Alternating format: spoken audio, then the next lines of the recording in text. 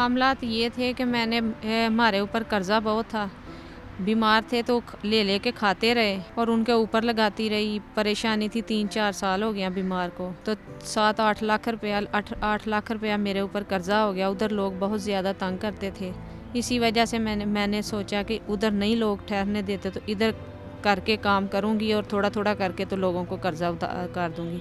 लेकिन जो ये इस्लामाबाद में मैं कर रही हूँ, अब ये है कि बच्चे ये जो है ना, मेरे आसपास वाले बैंक दफ्तर वाले ये मेरी माशाल्लाह बहुत हेल्प कर रहे हैं।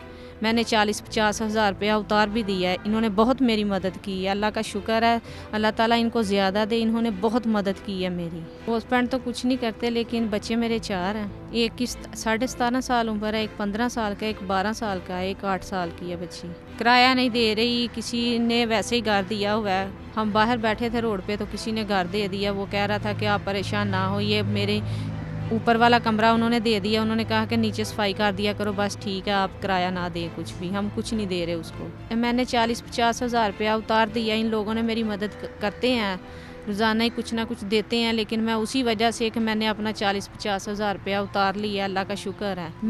मैं इधर इस्लामाबाद में ही काम करूँगी, घर बैठ के काम करूँगी, बाहर नहीं निकल के काम करूँगी। क्यों, ये मेरी मजबूरी है बाहर निकलने की।